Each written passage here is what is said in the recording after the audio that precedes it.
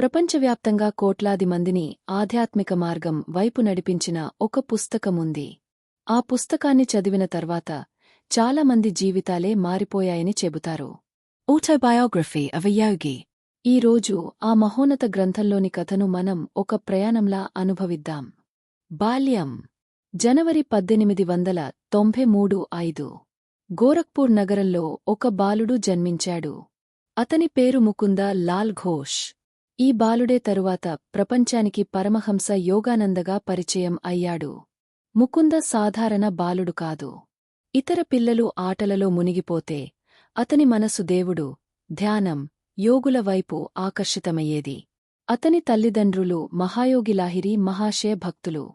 ఇంట్లో భక్తి, ప్రార్థనలు, ఆధ్యాత్మిక చర్చలు ఎప్పుడూ కొనసాగుతుండేవి. చిన్న వయసులోనే ముకుందకు ఒక ప్రశ్న వేధించేది. దేవుడు నిజంగా ఉన్నాడా? ఉంటే ఆయనను ఎలా చూడాలి? ఈ ప్రశ్న అతని జీవితాన్ని పూర్తిగా మార్చబోతోంది. తల్లి మరణం. ముకుంద జీవితంలో ఒక విషాదం చోటు చేసుకుంది. అతని తల్లి మరణించింది. ఆ సంఘటన అతని హృదయాన్ని కలచివేసింది. జీవితం ఎంత తాత్కాలికమో అతనికి అర్థమైంది. సంపద, పేరు, ప్రతిష్ఠ అన్నీ ఒకరోజు అంతమవుతాయని గ్రహించాడు.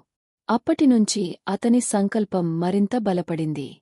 నేను దేవుణ్ణి తెలుసుకోవాలి, ఈ జన్మ రహస్యాన్ని తెలుసుకోవాలి అని నిర్ణయించుకున్నాడు. హిమాలయాల పిలుపు. యువకుడిగా ఎదుగుతున్న ముకుందకు హిమాలయాలు ఒక మాయా ప్రపంచంలా కనిపించేవి. అక్కడ మహాయోగులు ఉంటారని, వారు దేవుని ప్రత్యక్షంగా అనుభవించారని అతను విన్నాడు. అందుకే పలుమార్లు ఇంటినుంచి పారిపోయి హిమాలయాలకు వెళ్లేందుకు ప్రయత్నించాడు. కాని ప్రతిసారీ ఏదో ఒక విధంగా అతను తిరిగి ఇంటికి చేరాల్సి వచ్చింది. అప్పుడు అతనికి తెలియదు, విధి అతనికోసం ఇంకా గొప్పదాన్ని సిద్ధం చేస్తోంది. గురువుతో మొదటి భేటీ. ఒకరోజు వారణాసి నగర వీధుల్లో నడుస్తున్న ముకుంద అకస్మాత్తుగా ఒక మహాత్మిని చూశాడు.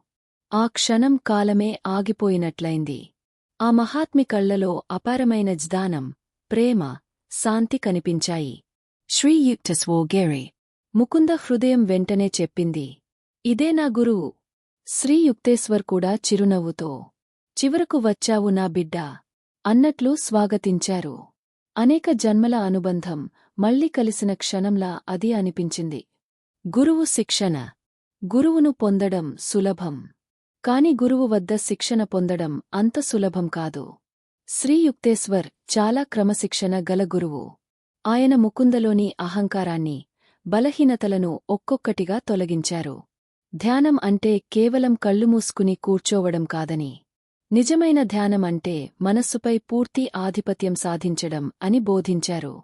ప్రతిరోజూ ఒక కొత్త పాఠం. ప్రతి సంఘటన ఒక ఆధ్యాత్మిక పరీక్ష. విశ్వచైతన్య అనుభవం. ఒకరోజు అద్భుతమైన సంఘటన జరిగింది. శ్రీయుక్తేశ్వర్ తన శిష్యుడికి ఉన్నతమైన ఆధ్యాత్మిక అనుభవాన్ని ప్రసాదించారు. అకస్మాత్తుగా ముకుంద తన శరీర పరిమితులను దాటిపోయినట్లు అనుభవించాడు. తాను గదిలో మాత్రమే కాకుండా చెట్లలో, నక్షత్రాలలో, పర్వతాలలో, సముద్రాలలో, ప్రతి చోటా ఉన్నట్లు అనిపించింది. మొత్తం విశ్వం ఒకే చైతన్యమని అతను ప్రత్యక్షంగా అనుభవించాడు. ఈ అనుభవాన్ని మాటల్లో పూర్తిగా వివరించడం అసాధ్యమని యోగానంద తరువాత చెప్పారు. Part ending. గురువు ఆశీర్వాదంతో ముకుంద ఆధ్యాత్మిక మార్గంలో వేగంగా ఎదుగుతున్నాడు. కాని అతని జీవితంలో ఇంకా ఎన్నో అద్భుతాలు ఎదురుచూస్తున్నాయి. అమరయోగి బాబాజీ కథ. క్రియాయోగ రహస్యం. అమెరికాలో యోగ ప్రచారం. ఇవన్నీ తదుపరి భాగంలో తెలుసుకుందాం. ఓం శాంతిః శాంతిః శాంతిః.